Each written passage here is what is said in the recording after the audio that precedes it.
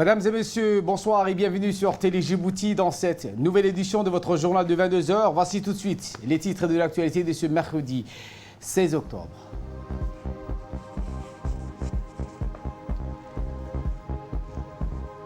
Le chef de l'État entame une visite officielle de 48 heures en République de Guinée où il a été accueilli par son homologue guinéen Alpha Condé. Et dans l'actualité nationale également, cette célébration djiboutienne de la journée mondiale de l'alimentation qui a été placée ce matin sous le haut patronage du président de la République accompagné de la première dame et présidente de l'UNFD. Dans l'actualité internationale, ça bloque toujours donc avant le sommet européen concernant le Brexit. Voilà pour les titres, merci si vous nous rejoignez sur Télé Djibouti. Le président de la République, Ismaël Omar Guelleh, donc, est arrivé dans l'après-midi à Guinée-Conakry à l'invitation de son homologue guinéen Alpha Condé où il effectue une visite officielle de 48 heures. Tapis rouge et accueil dû à son rang de président. Il a été accueilli sur le tarmac de l'aéroport peu après sa descente d'avion par son homologue guinéen Alpha Condé. Explication. La République de Guinée a déroulé le tapis rouge pour le président de la République, M. Ismaël Omar Guelleh, arrivé ce mercredi dans l'après-midi à Conakry pour une visite d'État de 48 heures, la première qu'effectue un président djiboutien dans ce pays de l'Afrique de l'Ouest.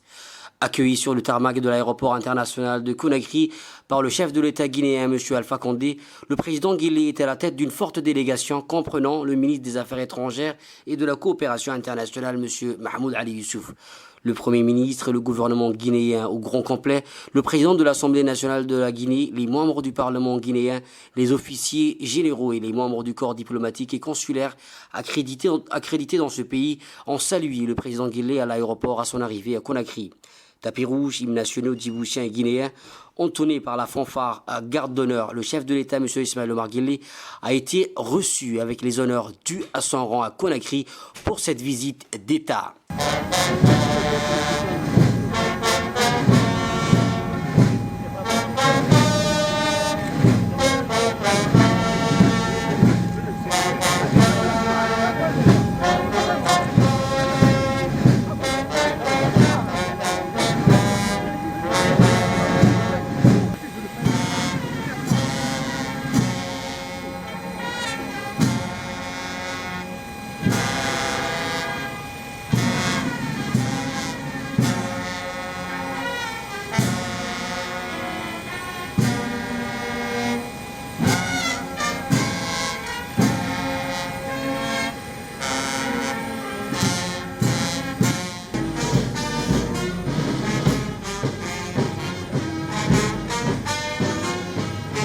La visite du chef de l'État djiboutien devrait permettre d'impulser un nouveau souffle aux relations de coopération entre les deux pays frères et amis. La visite du président Ismaël Omar Guelleh en Guinée, une visite historique, sera un moment important aussi pour les autorités des deux pays.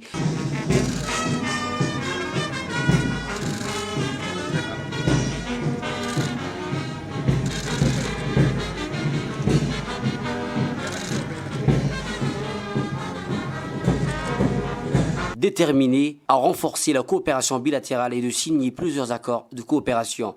Il s'agit entre autres d'un accord cadre de coopération économique, commerciale, scientifique et technique, d'un accord qui ouvre la voie à des consultations diplomatiques régulières entre les ministères des Affaires étrangères des deux pays et d'un troisième accord relatif à l'exemption des visas pour les détenteurs des passeports de service et diplomatiques.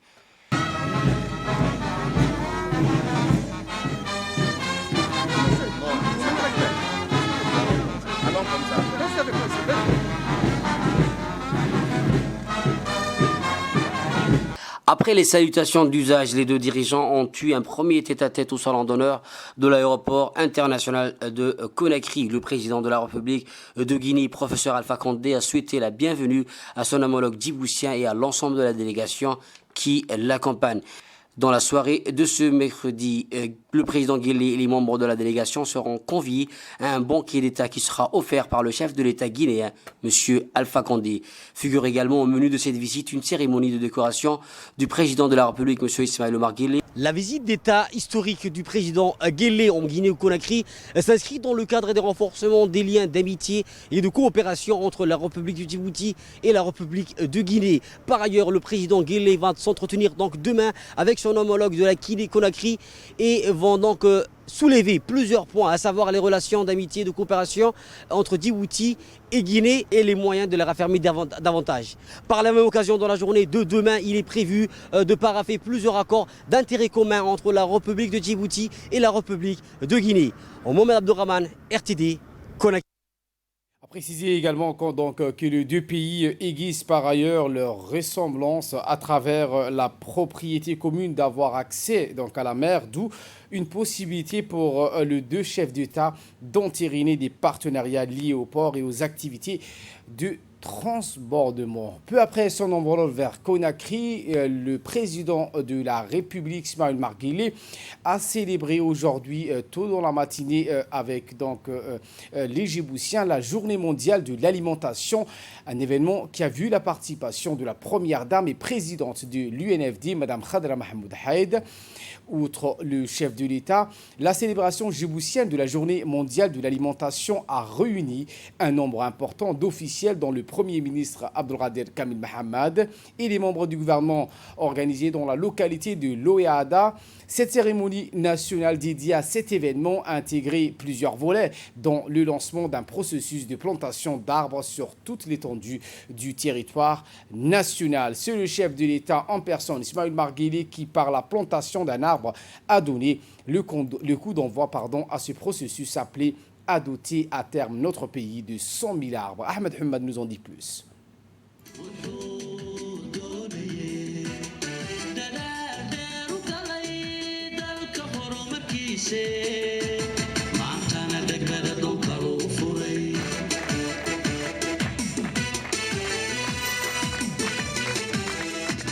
Cette année, le thème retenu était « Agissant pour l'avenir, une alimentation saine pour un monde avec faim zéro ».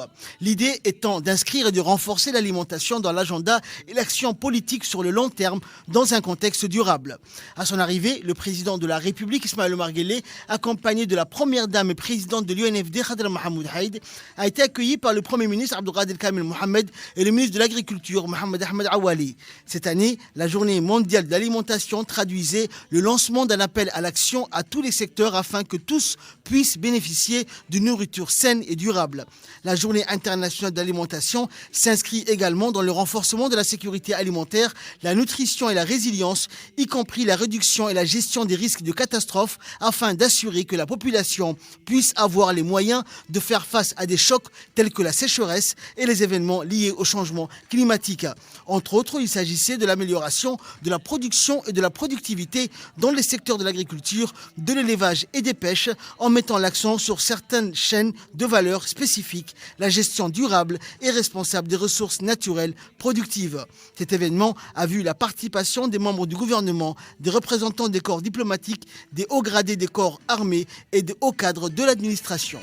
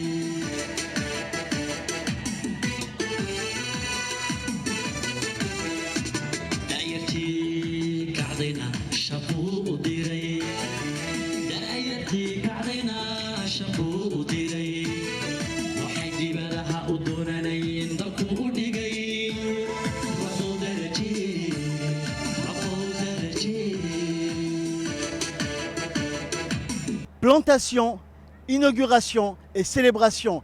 Tel était donc le menu aujourd'hui du président de la République qui a présidé donc cette importante cérémonie de la journée donc mondiale de l'alimentation qui est célébrée de par le monde. Et durant cette cérémonie, le président de la République a également inauguré la société Djibah, donc spécialisée dans l'exploitation des fruits de mer. Effectivement, donc, la célébration djiboutienne de la journée mondiale de l'alimentation a servi également de cadre à l'inauguration d'une usine de fabrication des produits issus de la pêche. Cette usine, qui répond au nom de Djibah Food Processing Company, procédera à l'exploitation, au traitement, au conditionnement et à la commercialisation locale et internationale des produits issus de la pêche djiboutienne. L'usine inaugurée appartient à des opérateurs privés américains. Cette usine n'entend pas seulement disposer à une plus grande consommation des produits issus de la pêche djibouti, elle projette également de concourir notre pays dans la problématique éminemment importante et relative à la création d'emplois. baalaha adduunyada ma u dhoofinaa dhoofinaa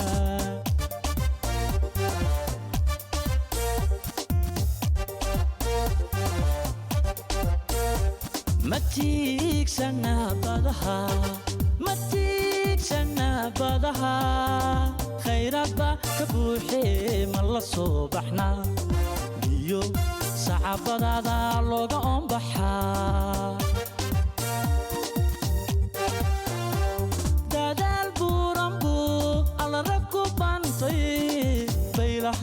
maka dhowranaa biyo sacabadaada looga oombaxaa kalluunkeennan badda ee boqolka nooca boqorkaana siiye badiina maka dhoofinaa baalaha adduunyada ma u dhoofinaa hoyama hoyame hoyama hoyame hoyame yo hidi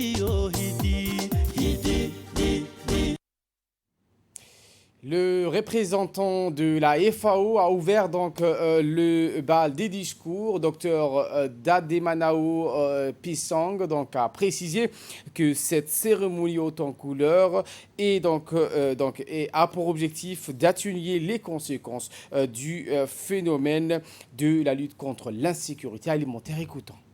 À l'instar des 193 pays qui ont adopté la vision fin zéro de la communauté mondiale, la République de Djibouti célèbre ce 16 octobre 2019 la journée mondiale de l'alimentation qui a pour thème « Agir pour l'avenir, une alimentation saine pour un monde fin zéro ».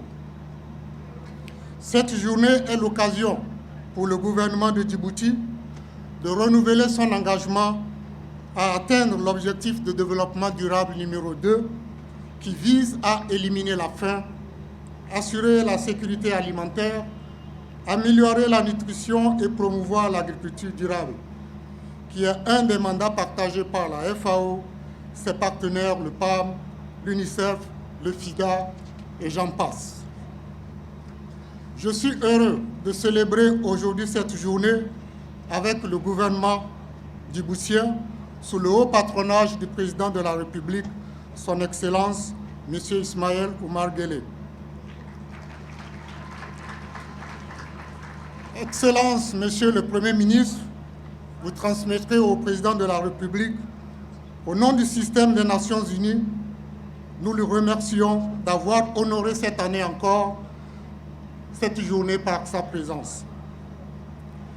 Cette présence honorifique, des progrès amorcés sont en constance.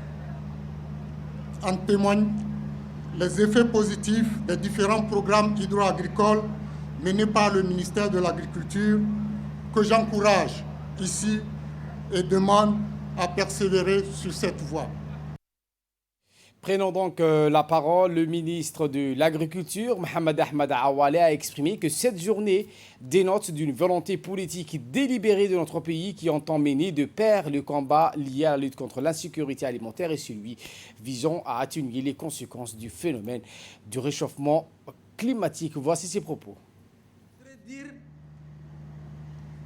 à l'occasion de cette journée qui est consacrée à agir pour l'avenir, nous avons pensé aujourd'hui que agir pour l'avenir, c'est planter des arbres. Pourquoi? Parce que l'arbre est le macro-organisme le plus vieux du monde. Au commencement était l'arbre, puisque c'est lui qui nous donne l'oxygène de 21% de l'atmosphère, de l'air. C'est grâce à lui, c'est grâce au gaz carbonique qu'il absorbe, il dégage de l'oxygène. Vous abattez des arbres, surtout dans les régions où les forêts primaires existent, les bassins du Congo, l'Amazonie, les îles Philippines, l'Indonésie. Je crois que, je vais pas dire que la vie va disparaître complètement, mais il y aura un hécatombe. Ça sera la 6e extension, mais ça, anthropocène, créé par l'homme. À l'endroit où je me trouve, je vois le prosopis. Je vois du côté de la plage les mangroves, les populations du Hanlé, les populations du Gobahat qui commercialisent le prosopis pour vendre le charbon du bois, pour vendre les aliments du bétail. Ils ont des machines qu'on a achetées pour eux au niveau de l'Inde et du Kenya. J'ai mis dans toutes les régions. Celui qui ne dispose pas, il peut venir au ministère de l'Agriculture, je lui donne. Si aujourd'hui, il y a des fruits de mer dans le grand congélateur, c'est parce qu'il y a des mangroves. Si vous coupez, population d'Attar, de la région d'Arta, si vous coupez les mangroves, il n'y aura pas de concombre de mer qui coûte $85 le kilo aujourd'hui. Il y a également, pas uniquement le concombre de mer, le crabe bleu, dont vous avez la spécialité, et les autres fruits de mer. C'est pour vous dire, il y a un trésor caché dedans, djiboutiennes et djiboutiens. Entrez, vous ne serez pas dessus. Prenons la parole en dernier. Le Premier ministre a précisé que cette journée, qui tout en commémorant la date d'anniversaire de la FAO, attire également l'attention de la communauté internationale sur la situation alimentaire dans le monde. Voici donc un extrait de la première partie de son intervention. À l'occasion de la célébration de la Journée mondiale de l'alimentation, louange à Dieu, que la paix et la bénédiction soient sur le prophète, sa famille et ses compagnons. Mesdames et messieurs, je suis très heureux d'assister avec vous aujourd'hui à cette Journée mondiale de l'alimentation. Cette journée qui, tout en commémorant la date anniversaire de la FAO, attire l'attention également de la communauté internationale sur la situation alimentaire dans le monde. Je tiens tout d'abord à remercier la FAO pour tous les efforts qu'elle déploie à travers le monde et plus particulièrement dans notre pays pour que l'objectif fixé par les Nations Unies, à savoir le degré 0 de la faim, se concrétise le plus rapidement possible. Cette journée de commémoration, mesdames et messieurs, c'est aussi une journée de sensibilisation, d'action et de réflexion pour la communauté internationale tout d'abord, mais également pour l'ensemble des acteurs mobilisés directement ou indirectement pour atteindre les objectifs de développement durable dont l'éradication de la faim fait partie. Comme vous le savez, le constat actuel de la situation alimentaire dans le monde trahit une grande disparité, alors que certaines parties du globe connaissent le gaspillage et l'abondance, d'autres, moins nantis, pataugent dans la rareté et l'insécurité alimentaire. La communauté internationale se doit de remédier à cette situation de déséquilibre mondial. Elle se doit d'y remédier en propageant l'esprit de solidarité et de fraternité entre les peuples et les nations. Elle se doit d'y remédier en mettant en place une commercialisation équitable et juste des produits alimentaires à travers le monde. Enfin, elle se doit d'y remédier aussi en facilitant tout transfert de technologie qui va dans le sens de la sécurité alimentaire. Mesdames et messieurs, alors que cette problématique de la sécurité alimentaire est confrontée au défi du réchauffement climatique, il est plus qu'urgent d'envisager et de préparer des ripostes. Car si la communauté internationale n'intègre pas ce défi majeur qui est celui du réchauffement climatique, nous devons nous attendre à des conséquences imprévisibles. Non seulement nous risquons de ne pas atteindre l'objectif zéro faim, mais nous risquons également d'accroître l'insécurité alimentaire à travers le monde. C'est justement pour conjurer ce scénario optimiste que notre pays a ratifié l'accord de Paris sur le climat. Dans la seconde partie de son intervention, le Premier ministre Abdelkader Kamil Mohamed, qui parlait au nom du chef de l'État, a indiqué que l'accès des populations à une alimentation saine doit être considéré partout comme un droit inaliénable. Écoutons. Mesdames et messieurs, l'accès des populations à une alimentation saine doit être considéré partout comme un droit inaliénable. Le gouvernant du monde entier doit favoriser l'émergence des politiques ambitieuses pour y arriver. Notre pays a pris son élan depuis longtemps sur ce chemin. Malgré les aléas climatiques particulièrement rudes, l'absence d'une tradition agricole vivace dans notre espace rural, nous avons réussi à combler plusieurs programmes et plusieurs approches qui ont sensiblement amélioré les conditions d'existence de nos concitoyens. Grâce à ces efforts, nous avons éloigné le spectre de la soif de notre pays, notamment grâce à la mobilisation des eaux de surface, grâce à l'interconnexion hydraulique avec l'Éthiopie, mais aussi et bientôt grâce au grand barrage de l'amitié entre la Turquie et Djibouti. Grâce à ces efforts aussi, nous avons encouragé et favorisé l'émergence d'une agriculture vivrière. Mais malgré ces efforts, nous sommes conscients que nous avons encore des distances à parcourir sur le chemin de l'accès à la sécurité alimentaire et à l'objectif zéro faim. C'est pourquoi nous devons encore et toujours multiplier des initiatives qui convergent vers ces objectifs. Parmi ces initiatives, le gouvernement s'engage à lancer une campagne nationale de plantation de 100 000 arbres sur l'ensemble du territoire national. En lançant cette initiative, le gouvernement prend ses responsabilités. Il prend ses responsabilités tout d'abord pour contrecarrer la désertification dont les cycles de sécheresse impactent la résilience des populations. Le gouvernement, avec cette campagne nationale, prend également ses responsabilités pour participer à la grande cause mondiale de lutte contre le réchauffement climatique. Enfin, le gouvernement prend aussi ses responsabilités avec cette campagne nationale pour l'écosystème écologique et la chaîne alimentaire se régénère dans notre pays. C'est pourquoi cette campagne de plantation s'inscrit actuellement directement dans l'objectif de développement du L'usine Jibah, spécialisée dans les fruits de mer, est donc l'un des projets qui a été financé par des Américains. Deux Djiboutiens ont bénéficié de ce projet et ont une part d'action. Il s'agit de M. Eleye Issegoudi et Khadija Ibrahim Idriss. Écoutons à ce sujet la vice-présidente de la société Jibah, Khadija Ibrahim. La compagnie est chargée de produire tout ce qui est fruits de mer et les conditionnements et les traitements des fruits de mer pour importer dans le pays, pour vendre dans le pays et pour exporter à l'extérieur. Actuellement, on a presque une centaine, dont les pêcheurs djiboutiens et des jeunes filles qui font les traitements et les conditionnements à l'intérieur de l'usine. Mais c'est ce qui est prévu, c'est des milliers d'emplois qui vont sortir de...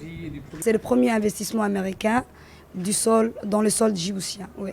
Jibah, comme c'est la première usine et la phase numéro 1, on a prévu 5 autres phases qui sont ainsi, qui font les temps, qui font les conditionnements et les traitements de haute qualité, ce qui fait que maintenant on pêche les fruits de mer et les poissons, on les vend soit en filet, soit whole, en entier et surgelé. C'est ce qu'on essaie de faire dans le futur, c'est de grandir et de faire une expansion. Eh bien, dans le cadre de cette célébration de la journée mondiale de l'alimentation, le Premier ministre s'est rendu au siège de la Garde-Côte où il a poursuivi le processus de plantation d'arbres lancé par le président de la République. Le Premier ministre et sa délégation qui l'accompagnait comprenaient certains membres du gouvernement, dont le ministre de l'Agriculture, de l'Eau, de l'Élevage et de la Pêche, Mohamed Ahmed Awali. Il a été reçu par le commandant de la Garde-Côte, le colonel Waïs Omar Bourré, et les hauts fonctionnaires de cette institution. Toujours, c'est dans ce cadre que le Premier ministre a bien voulu parrainer la cérémonie de plantation d'arbres. Centre d'incubation des micro-entreprises organisé par le MENFOP, le ministre de l'Éducation nationale et de la formation professionnelle, Moustapha Mohamed Mahmoud, a accueilli son collègue Mohamed Ahmed Awali, ministre de l'Agriculture, de l'Élevage, de la Pêche, chargé des ressources halieutiques, Madame Fatima Al-Sheikh, la représentante du PNUD, Madame Moutinta Chumbuka, représentante du PAM, ainsi que des nouveaux représentants de la FAO, qui ont tous participé à cet événement. Au nom de ses camarades jeunes entrepreneurs et incubation, Mademoiselle Silat Hamoud a exprimé ses sincères remerciements aux officiels, aux différentes personnalités.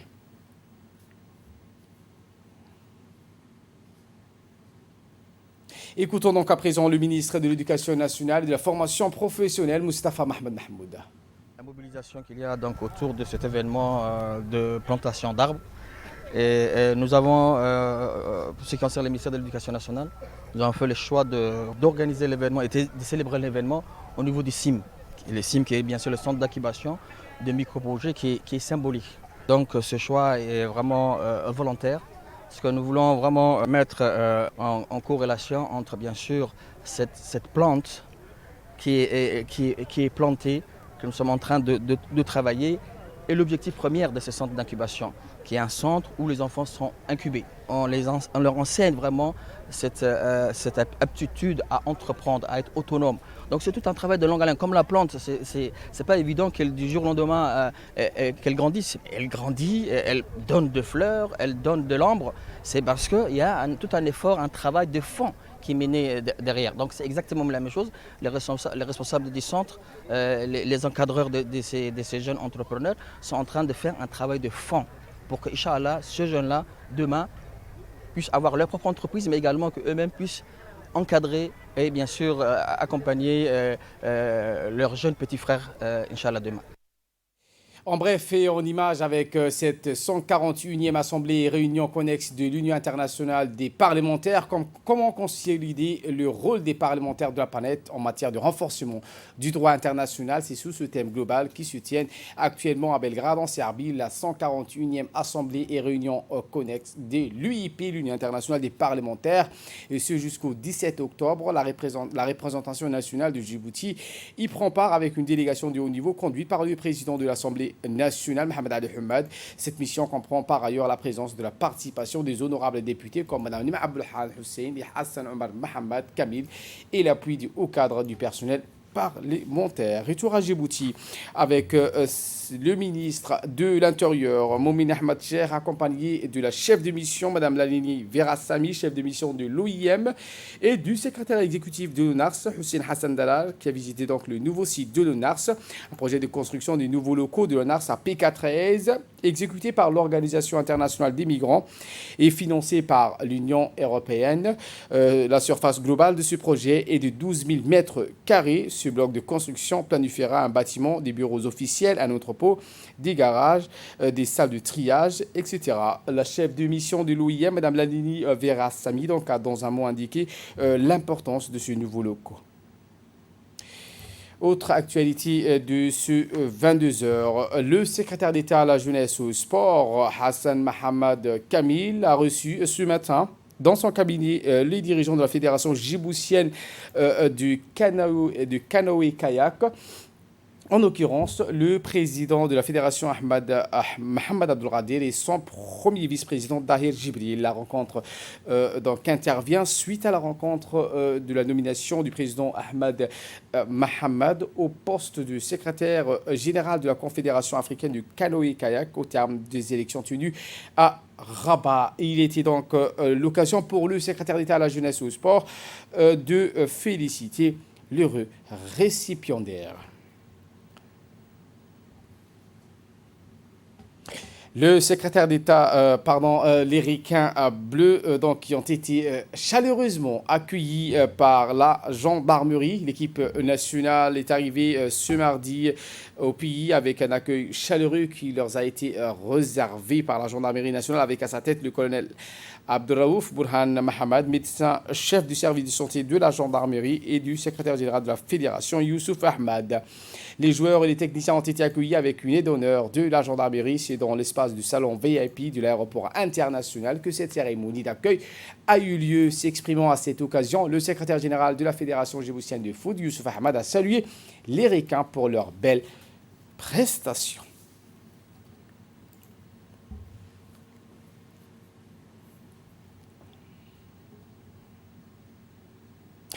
L'actualité dans les régions de l'intérieur avec cette visite du préfet d'Ali Sabié dans la localité historique de Daasbio. Le préfet de la région d'Ali Sabié, Moussa Aden Migani, s'est rendu ce lundi à la localité de Daasbio accompagné d'une forte délégation. Cette visite est une visite de prise de contact. Les habitants de la localité ont accueilli donc chaleureusement le préfet de la région et sa délégation composée des élus régionaux, le directeur général de l'hôpital régional d'Ali Sabié, Mohamed Sougué, le chef de corps de l'armée Bias, le colonel Abdelwassa Ben Mohamed, le commandant de la compagnie régionale de la gendarmerie, le lieutenant Abdillahi Ali Reyali, l'inspecteur régional de l'éducation nationale, Ahmad Hummad, et les différents services déconcentrés. Eh bien, ces derniers a visité l'école primaire en premier, le centre médical, l'ancien gare, le CDC, puis le préfet Moussa Migani s'est rendu à la grotte de Daasbio. Il s'est ensuite entretenu avec la population, en premier le président de l'annexe RPP de Daasbio, Mahdi Omar Dirir, et donc les locaux de cette région. Au passage, le préfet de la région a rassuré la population qu'il ferait tout son possible pour satisfaire les doléances et serait toujours à l'écoute de leurs attentes. Mohamed Ouabali Bahdan, le chef coutumier de cette localité de Daasbio, a souhaité la bienvenue au nouveau préfet de la région. Il a envoyé par la même occasion à son nom et à la population de Daasbio ses sincères condoléances au président de la République suite au décès survenu à son frère donc lundi dernier. Qu'Allah le Tout-Puissant l'accueille dans son paradis éternel. Inna lillahi wa inna ilayhi raji'un. Et de là, donc, nous passons aux nouvelles du monde. Je vous le disais en titre, le Brexit, toujours pas de compromis. Les pourparlers de dernière minute entre la Grande-Bretagne et l'Union européenne en vue d'obtenir un accord sur le Brexit se sont poursuivis toute la nuit, sans nouvelles d'une percée explication. Le Brexit, ça bloque toujours avant le sommet européen. Selon Michel Barnier, le négociateur en chef de l'Union, il est désormais trop tard pour que l'éventualité d'un accord puisse être entérinée lors du sommet de Bruxelles jeudi. Les discussions en cours se concentrent sur 2 points de désaccord. La manière d'éviter le retour d'une frontière entre la République d'Irlande, membre de l'Union, et l'Irlande du Nord, partie du Royaume-Uni, et le droit de regard accordé aux autorités nord-irlandaises sur l'accord de divorce. Pour Arlene Foster, dirigeante du parti unioniste et démocrate nord-irlandais, ce n'est pas que nous essayons d'être négatifs, c'est une question de principe, un principe qui a toujours existé et qui existera toujours. Nous devons faire partie intégrante du Royaume-Uni. Les négociations pourraient se poursuivre après le sommet européen. L'hypothèse d'un sommet supplémentaire d'ici le 31 octobre commence à se répandre. La Catalogne ne décolère pas après donc la condamnation des politiciens indépendantistes à de lourdes peines de prison. Des milliers des militants séparatistes sont encore une fois descendus dans la rue. Les détails dans cette séquence. De colère en Catalogne. Plusieurs routes étaient coupées à travers la région. À Gérone, bastion indépendantiste, l'autoroute AP7 qui relie Barcelone à la France était bloquée. La police a chargé à plusieurs reprises pour repousser les militants. Les actions de coups de poing, environ 10 000 personnes selon le ministère de l'Intérieur espagnol, ont bloqué jusque tard dans la nuit les accès à l'aéroport. Près de 50 vols ont été annulés après la centaine de la veille. Les heurts avec les forces de l'ordre ont fait plus d'une centaine de blessés et un manifestant a même été grièvement touché à l'œil. La police a signalé plusieurs arrestations. Le ministère de l'Intérieur espagnol enquête désormais pour savoir qui est derrière ce tsunami démocratique, la mystérieuse organisation qui appelle à manifester. Des marches de protestation sont prévues au moins jusqu'à vendredi, jour de grève générale et de manifestations de masse à Barcelone. Voilà donc pour l'essentiel de ce 22h. Merci à vous de nous avoir suivis et très bon suivi des programmes sur Télé Djibouti.